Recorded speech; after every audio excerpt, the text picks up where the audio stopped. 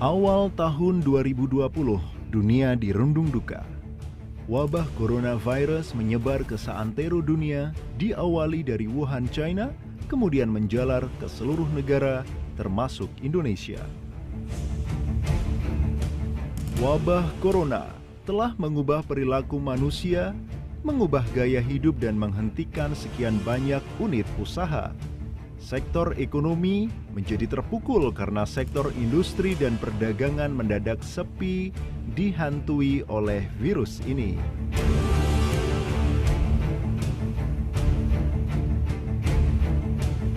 Mal-mal besar dipaksa tutup. Sektor-sektor yang tidak dianggap vital bagi kebutuhan masyarakat seperti hiburan, pariwisata, perhotelan, dan lain sebagainya juga dihentikan aktivitasnya. Hal ini mengakibatkan terhentinya kegiatan ekonomi yang banyak menyumbang devisa negara. Dan pada akhirnya, negara pun kelimpungan menghadapi situasi ekonomi semacam ini.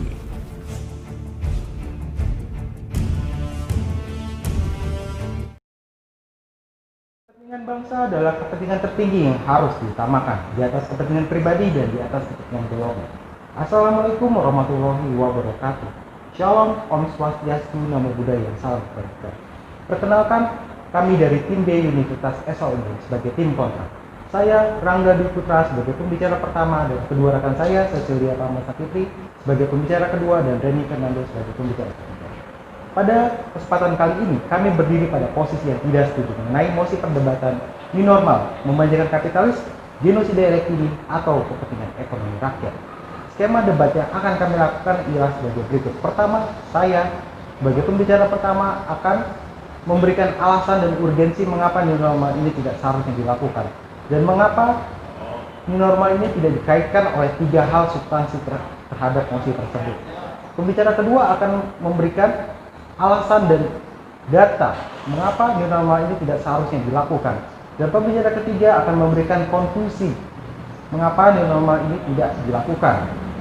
Para dewan juri, peserta debat, dan penonton yang terhormat, new normal ini bukanlah untuk memanjakan kapitalis. New normal ini bukan untuk genosida era ini, dan new normal ini juga bukan untuk kepentingan ekonomi rakyat.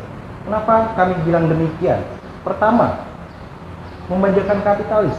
Pada saat diadakannya new normal, kapitalis di sini sangat tidak diuntungkan. Mengapa tidak diuntungkan? Karena pada dasarnya kapitalis di sini adalah kaum bermodal yang ada di sektor kepentingan ekonomi rakyat.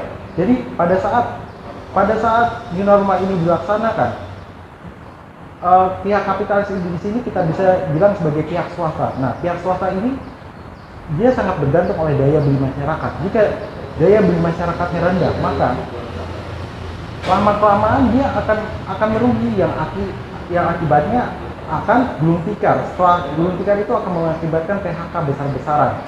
Nah, pendapatan revenue mereka pihak swasta ini akan merendah. Begitu pula pendapatan negara. Jadi di sini diadakannya new normal ini tidak memanjakan kapitalis, tidak memanjakan kapitalis tersendiri, karena pada dasarnya 53% sampai dengan 57% pendapatan pertumbuhan ekonomi Indonesia itu ditampung oleh daya beli masyarakat. Jadi tidak sama sekali kapitalis di sini diuntungkan. Kita lihat ke genosida. Kita lihat genosida ini pada hakikatnya adalah suatu pembantaian massal secara sistematis terhadap suatu suku bangsa untuk memusnahkan. Jadi artinya di sini genosida adalah suatu pembantaian yang sangat direncanakan. Sedangkan COVID-19 di sini adalah bencana alam yang sangat tidak direncanakan. Tidak ada data-data yang mengatakan genosida ini adalah bencana alam. Sedangkan kepentingan ekonomi rakyat, pada saat PSBB selama kurang lebih 3 bulan, pemerintah melakukan itu untuk berharapkan bahwa akan menurun kurva positif corona ini, tapi pada intinya tidak turun. Nyatanya dia semakin masif dan semakin naik. Akhirnya banyak tuntutan dari berbagai pihak. Nah, pemerintah ini dengan segera melakukan penerapan new normal. Pemerintah menerapkan new normal ini dengan berbagai pelanggaran. Yang pertama adalah dari WHO. Mereka melanggar 9 pedoman WHO. Dan kedua, pemerintah ini mengeluarkan bahwa hanya 102 daerah yang diizinkan untuk new normal. Pada saat waktu itu Presiden Joko Widodo mengeluarkan statement bahwa waktu itu beliau berkunjung pada Mall Bekasi, Summarecon Mall Bekasi. Beliau mengatakan bahwa di situ akan dibukanya mall. Nah, pada saat itu, padahal Bekasi itu termasuk daerah zona merah. Jadi new normal ini untuk siapa? Kebijakan new normal ini untuk siapa? Apakah untuk genosida era kini, atau kepentingan ekonomi rakyat, atau juga untuk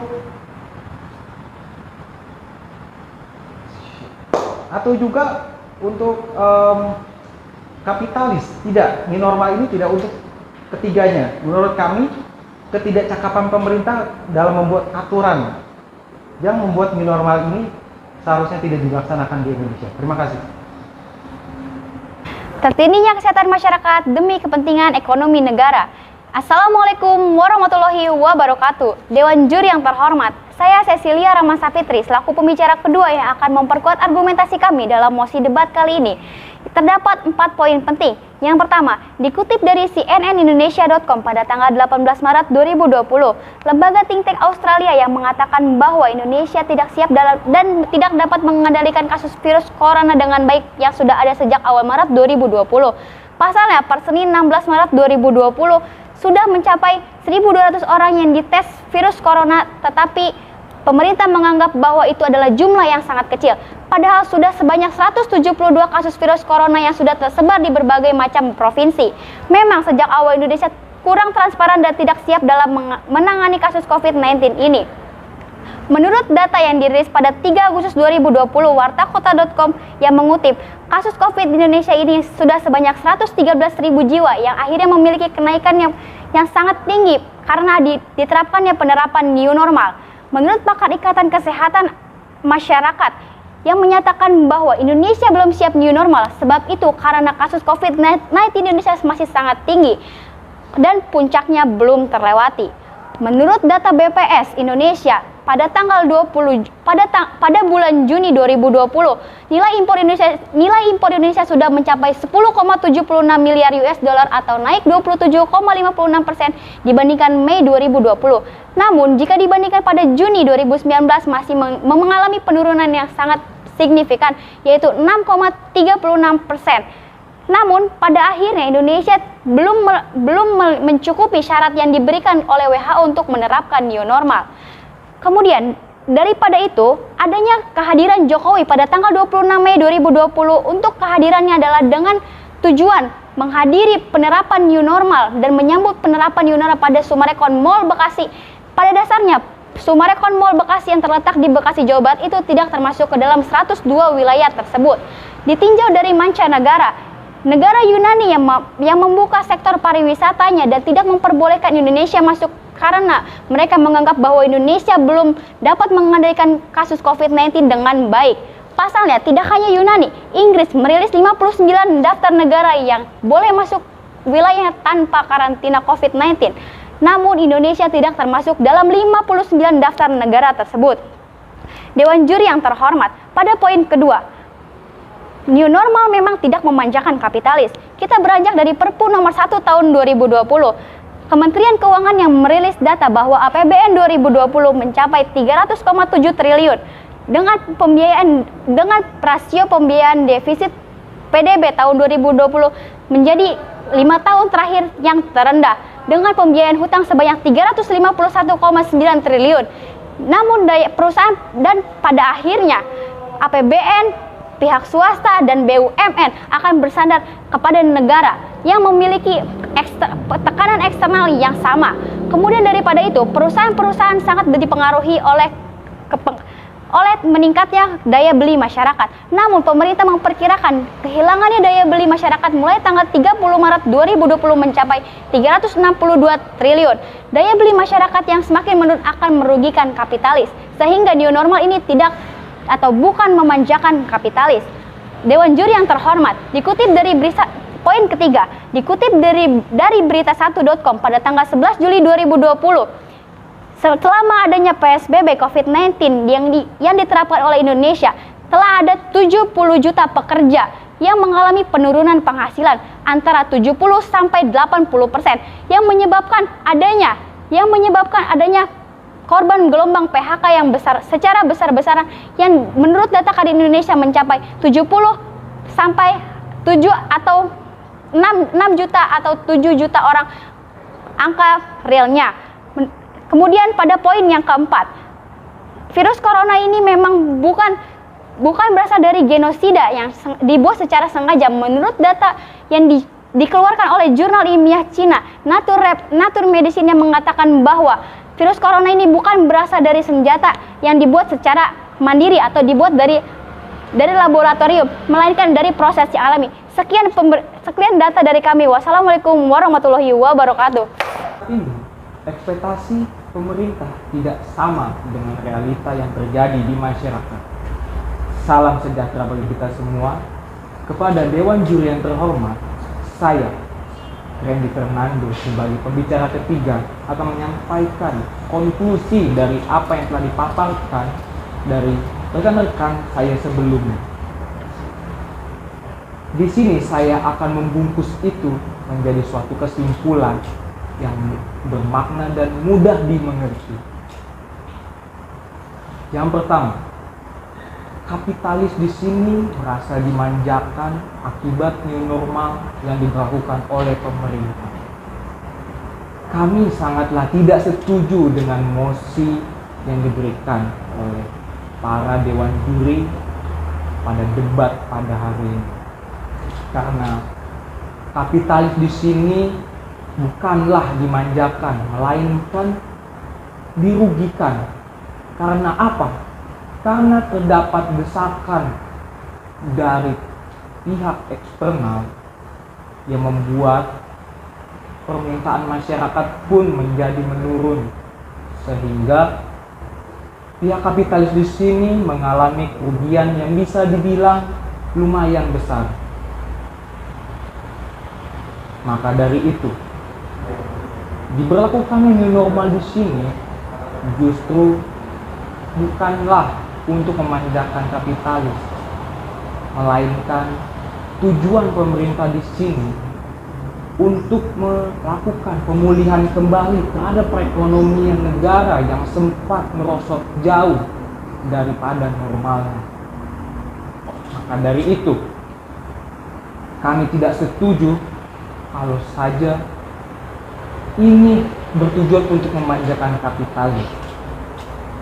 Kemudian, jika kita tarik benang merahnya,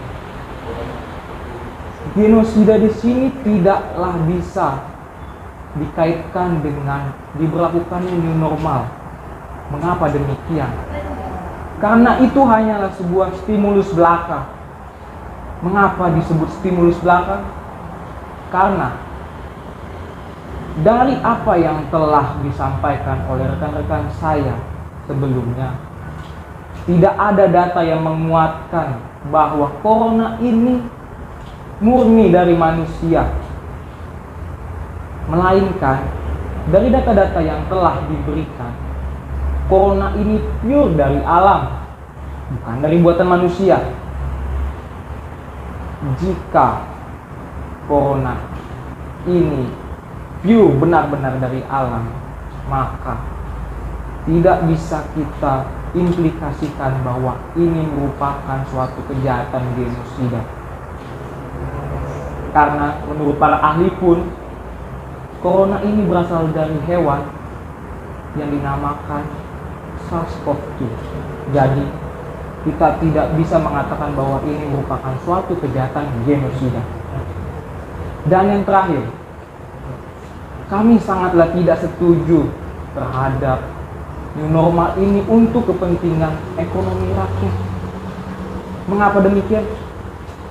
Karena di sini terjadi PHK massal yang meningkat cukup drastis. Yang pada sebelumnya, pada PSBB, para buruh-buruh ini dirumahkan, dan setelah diberlakukan new normal, dilakukanlah PHK massal yang karena dari pihak kapitalis pun mendapatkan desakan atau tidak adanya suatu pembelanjaan sehingga masyarakat pun menjadi akibatnya. Kemudian, kapitalis ini bertujuan sebenarnya untuk menyimbangi biaya operasional yang tadinya sempat melemah. Oleh karena itu, saya sebagai speaker 3 sangat tidak setuju terhadap 3 mosi yang diberikan pada hari ini, karena tidak sesuai dengan apa yang terjadi di masyarakat. Sekian dari saya, terima kasih.